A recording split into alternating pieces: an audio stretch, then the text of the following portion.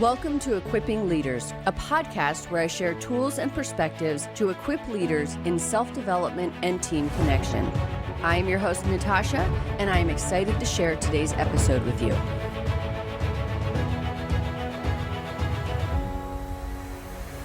In today's episode, I share a conversation with recruiter extraordinaire Jason Yuan on recruiting leaders, how leaders can be more engaged in the whole hiring process, and how to assess leadership capabilities from those initial interactions. Thank you so much for joining me today, Jason. I'm going to have you jump in and introduce yourself and tell us a little bit about you. Yeah, thank you, Natasha, for the opportunity. I'm super excited to be here, given our relationship, prior organization that I worked in and you currently work in today. And I have been in the talent acquisition space for a number of years now, I think going back 15 plus years. So that's what I do today. My focus as it relates to leadership is leadership recruitment. So I'm in executive recruitment. I look for talent that are in a position of leading others. And yeah, I've been, again, in this space for 15 plus years. I live in LA. I grew up in the area and went to school for entrepreneurship. And that really fascinated me and it really drew me to this space I'm in today because I get to see the business at a high level and be able to connect dots. And that really is what drives me in terms of what I do today. I love that. And I really think that the space of executive recruiting is so interesting because when you're bringing in someone like kind of fresh and younger and new, and it's like the beginning of their career journey or, kind of closer to the beginning. Sure. There's so much space there to build on. But then with executives, there's just such a different level of not only expectation, but of really trying to pull together the pieces of is this person the right person to lead something so huge? Yeah, I think the impact to an organization, whether it's corporate, whether it's outside of corporate, whether that's team sports, whether that's the military, the impact that role or that position has to the broader organization is significant. And, there's a certain level of responsibilities that, leaders have. And I'm talking within the context of leaders that lead others in a formal capacity, but I believe leadership as a whole doesn't require that. But still, when you're in that position, you gotta understand the dramatic impact you have on multiple parties. And again, that's what really drives me in the role that I'm in today. I like to see that.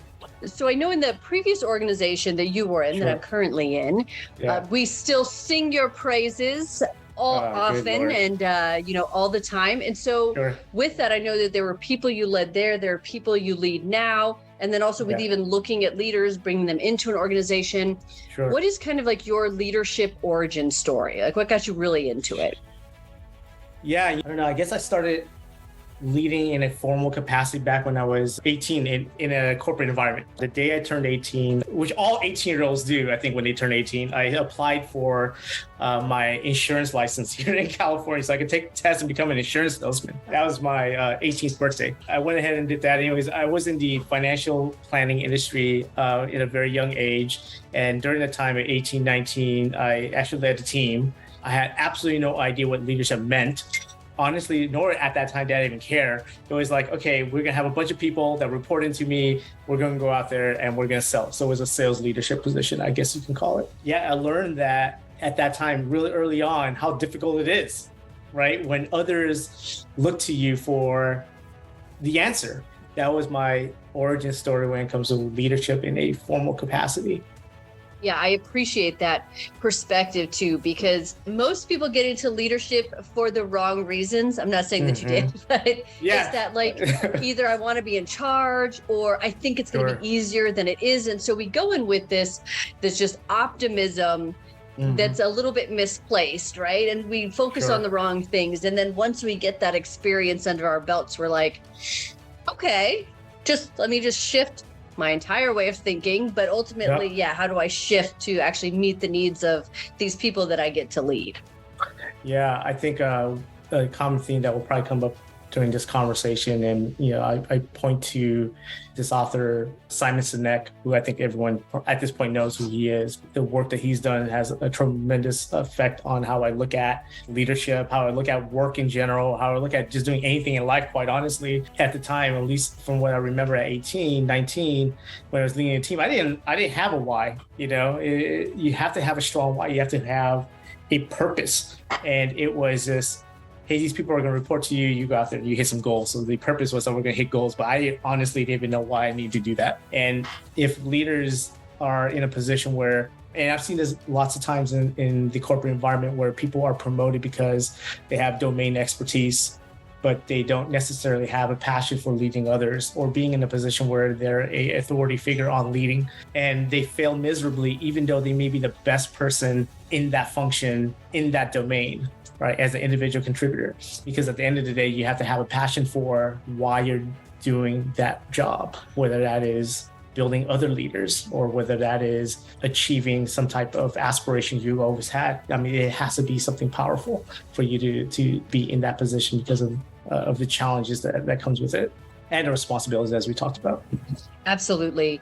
And there's a lot of research around how there is no research or anything proven that someone who has great technical expertise then can be a great leader, even if it's in the same domain. And I think that we put this odd pressure on people that it's like, in order to excel, to show that you're ambitious, that you have initiative, you have to want to strive to be a leader, right? And in some sort of leadership position. When in reality, I know some of the best leaders have maybe not had people directly reporting to them, but they were these subject matter experts who set up teams and set up individuals for wild success, because they just kind of followed this horizontal development versus a vertical development. And were just they were the person, the whole team could rely on them. And in that way, they were this phenomenal leader, even though they weren't necessarily leading people. Absolutely. I think at the end of the day, the way I look at leadership is the one characteristic or attribute is the ability to influence and inspire others to action. If you can inspire others to action, regardless of your position, that is the true definition of leadership. To get people to do things that they didn't believe they were capable of because they see you as an inspiration, whether that's something you say, you articulate it in a way where you say at the right time in the right order, and someone gets motivated. It's funny, right? That happens often. Or they just see you act or the way you behave. They want to emulate that. They want to take nuggets of what you do and implement it and translate it into their work. I've seen that happen too. At the end of the day, I believe inspiration, inspiring others is a common thread of great leaders that I've been a part of in my career. In your experience and from your perspective, what is the best thing about leadership? Best thing, there's so many, right? I think there's so many benefits that you get as an individual in a position of leadership. That relationship between those you lead and how you've helped them develop and find success, and vice versa, how they've actually helped you develop and find success, is a very unique relationship. I remember my last company, in my last role, I was leading a team, and the first thing I said to them was, I'm not going to have all the answers. Like, don't look at me as the person with all the answers. My goal is to ensure that we, as a collective group, find the answers, find the best way forward. And that's going to mean, at times, will I come up with the best solution? Absolutely. And then there's going to be a lot of times where you guys are going to come up with the best solution and we're going to implement it. And I'm here to listen and support that.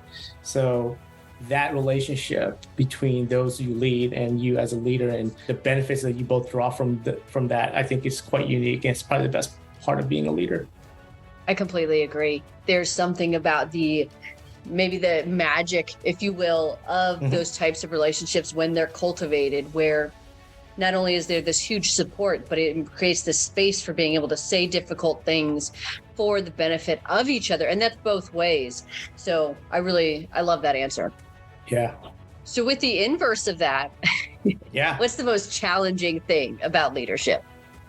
That, you're looked at as having all the answers, right? I think that could be the most challenging thing about being a leader. Well, honestly, I think for me, the mental kind of fortitude you need to have in order for you to be a leader is probably the most challenging thing in all situations, whether it's small scenarios that come up or big ones that have massive implications. All of those, put you in a position where you have to be mentally prepared and you have to have grit, right, to be able to support your team in the times of need.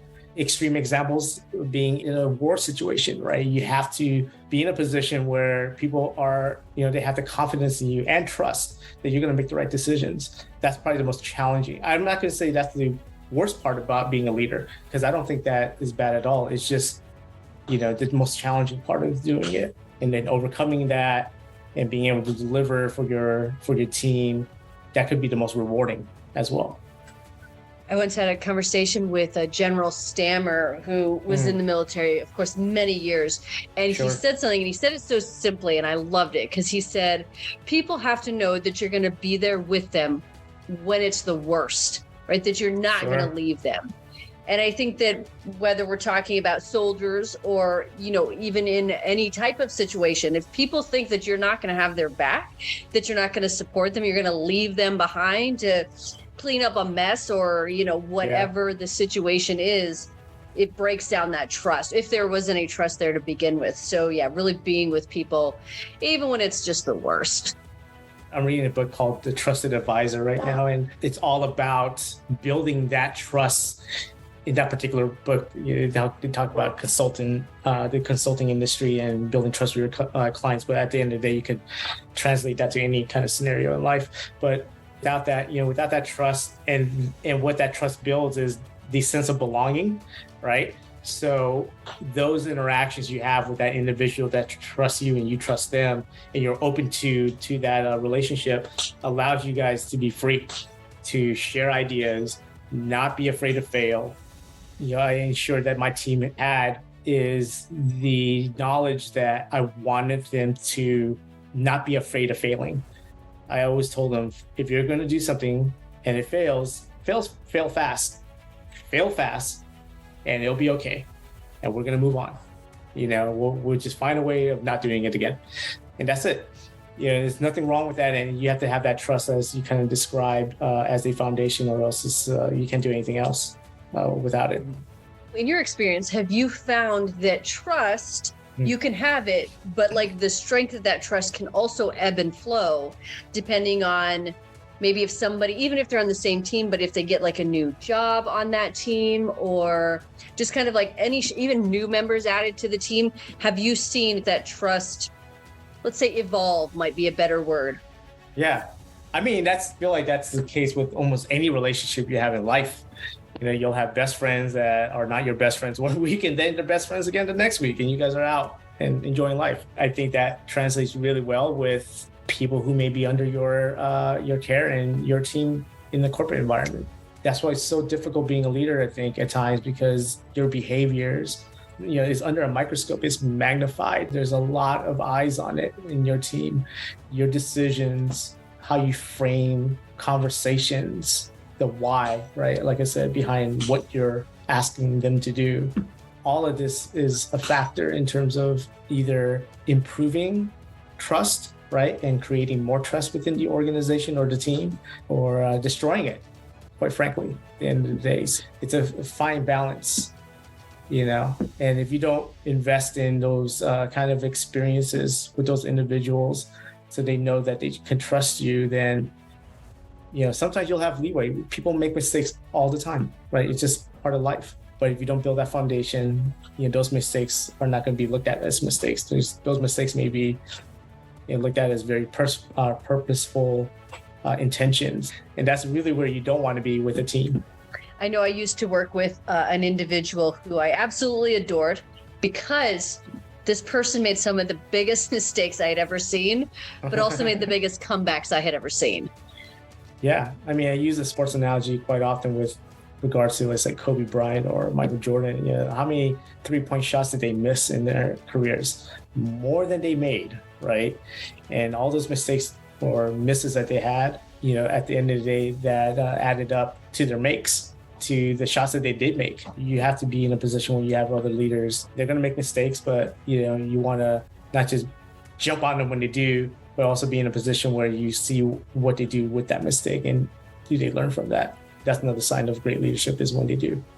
In executive recruiting, yeah, when someone says, hey, we need to bring in this new leader, how do you prepare the leaders in your organization to recruit new members?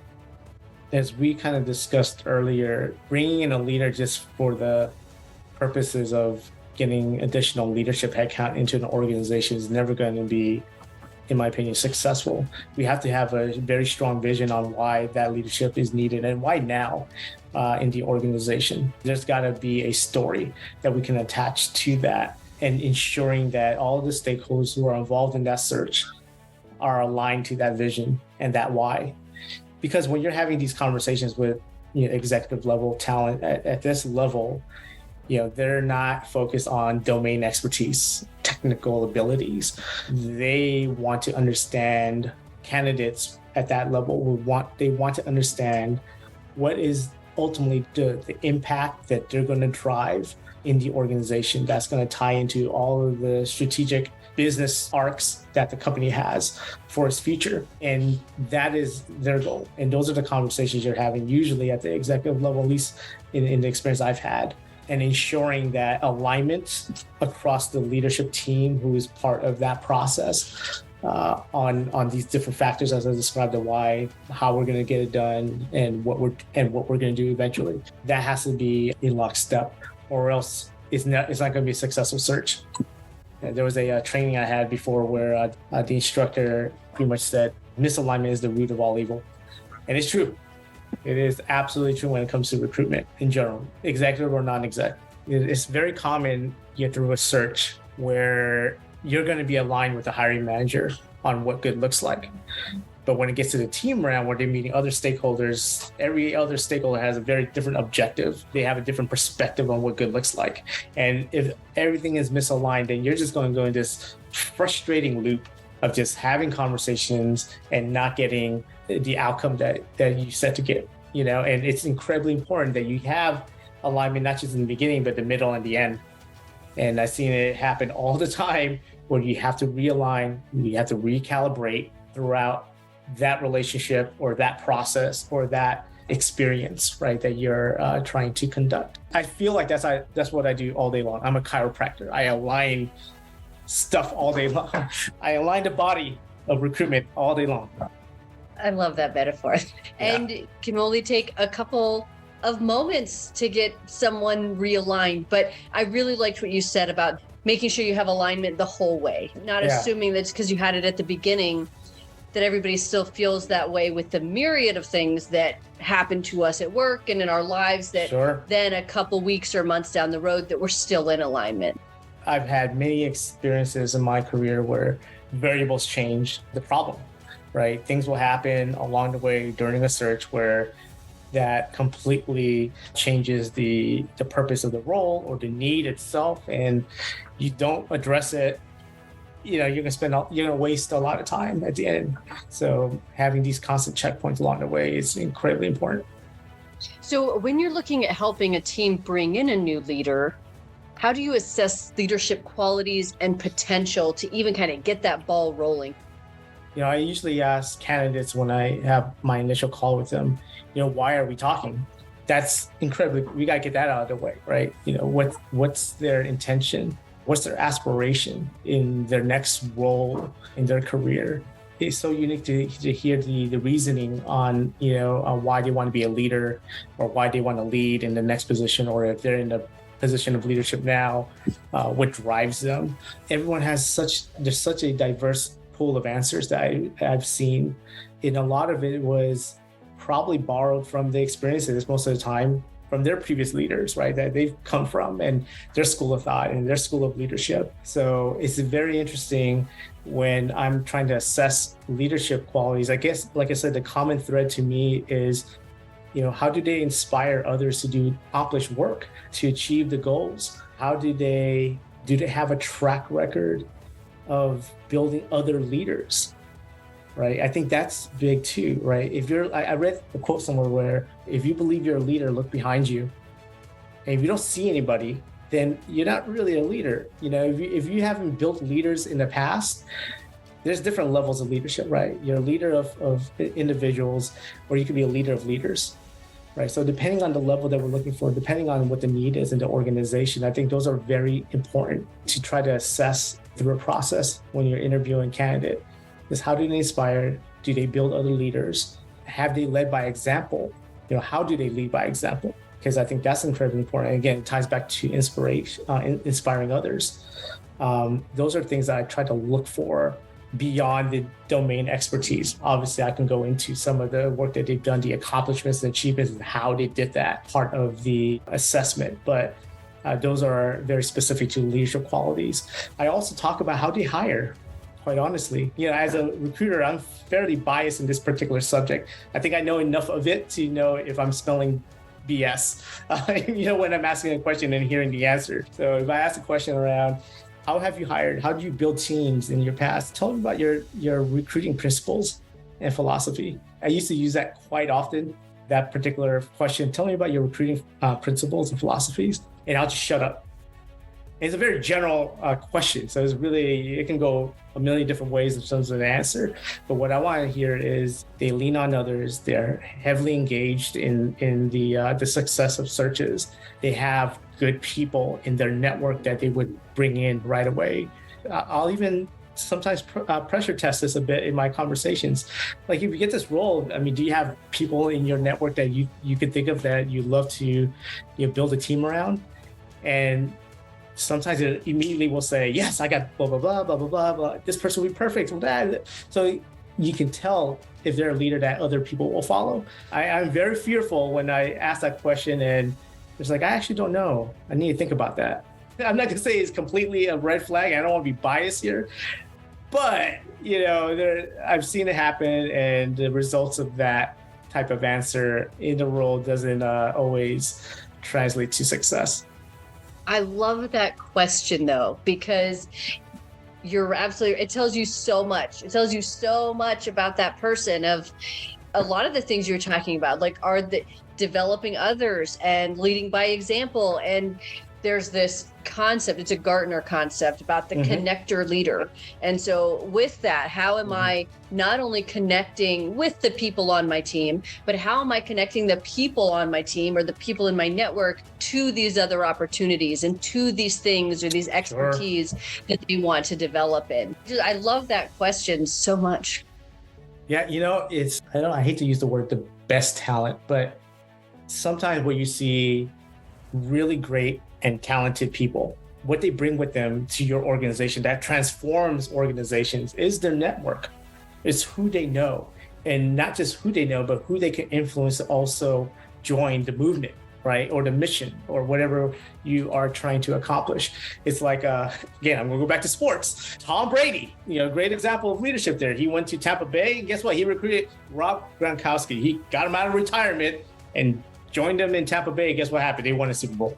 It's transformative, right? If you get the right person in, the right leader, the right talent, and they have other talented people that they could bring along with them, it can change the trajectory of an organization. Absolutely. And in today's environment of work culture, no one stays at a company 20 years anymore. It's rare. I've seen a couple in my career recently, but it doesn't happen often. Companies need to be more prepared for that scenario than I think they're thinking about. So how do you develop leaders and leadership within recruiting? I was reading a book around leadership and strategy by, I think his name is Jocko Willink. I talked a little bit about leading by example. That's very important. But what's also as important as leading by example is not to keep everything to yourself and not try to do everything on your own when you have a team. And then understanding where your team is in their life cycle of development, and assigning them tasks that would actually benefit them. I hear about this often where people are, they have years of experience, cycles of experience, and they bring that to the table, and then they're doing kind of menial tactical tasks, and it doesn't develop them. You have to do the same when you're trying to develop leaders in your organization, in my opinion. Give them stretched opportunities, support them, let them know that it's fine if they fail, but they gotta build this experience as part of their toolbox. There's a common framing that I hear all the time is, before you can run, you need to be able to walk. Before you walk, you gotta be able to crawl, and before you crawl, you gotta just be able to sit up, right? So there's a lot of people in the sit up mode, and they're gonna just sit up, and you just gotta see them through until they're running. Give them those opportunities, assign the right task to the right level individual, and let them know that it's okay to fail if they're going to fail. I love that. And what I like about that too is it's such a good plan that also has all that opportunity for the individualism that people need for their own development. Yeah, absolutely. Absolutely. And going back to the challenging part of being a leader, the mental fortitude that you need, it helps a lot when you have more capacity. When you're not doing everything on your own, it helps you to be a better leader. What advice would you offer a younger version of yourself who's just starting on this amazing leadership journey? I would tell my younger self, I don't have all the answers. Seek it from others, including your own team. And don't think that you have to do everything on behalf of your team. They want to do it too. They want to participate as well. And I think early on in my career, I felt like it was my job to do everything. The outcomes of that, burnout, stress, just depression, at the end of the day, because then you feel like everything's on you. So you don't want to put yourself in that. And I think that's what I tell my younger self is that. You've mentioned several great books already throughout this. Do you have like a specific book or even a resource that's not a book that you recommend to others regularly? Yeah, I always recommend Start With Why. I literally just recommended that last week to an intern who wanted to learn more about, what I do. They're getting their career started in recruitment. And I felt like that book really, really helped. And to accompany that book, I pointed them to the TED Talk that he did years ago. I don't remember when, but years ago, he did a TED Talk. That's kind of like a foundational book that I think everyone should read. I have a really bad habit of starting like a lot of books at the same time. So I just get bits and pieces from all these books. I like internalize it and then I try to apply it. And I need to do a better job in completing every book before I start a new one, or maybe not do like 5 at a time. I'm never going to be a master of any of the positions that I recruit for, especially, when you're talking about executive level. So I do a lot of reading and research on that particular domain when I have searches. So, my encouragement to anybody who's in recruiting or, starting off or is an expert in it already, which I'm pretty sure that they would do, is just immerse yourself in that particular world, in that domain. I was given feedback one time from an executive in the company where they said, the way I recruit, you recruit like you're the hiring manager, like you're hiring for your own team. If you could put yourself in that position where you're prepared to have these conversations with candidates like you're the hiring manager, you're going to be successful. And that takes a lot of research, that takes a lot of reading, that takes a lot of conversations. But that's an advice I would give people who are starting their journey in what I do. I love it. This has been amazing. Thank you so much. Yeah, absolutely. Thank you. Thank you for listening to this episode of the Equipping Leaders podcast. For more leadership development content, you can visit my website, natashacheyenne.com, where you will find my leadership journal with dozens of articles and the Cultivation Cafe, which is always growing and has leadership frameworks, book recommendations, and inclusion and mental health resources. You can also follow me on Instagram at novel_Natasha or at Equipping Leaders Podcast, and on Twitter at Natasha Cheyenne. Join me next week for another episode.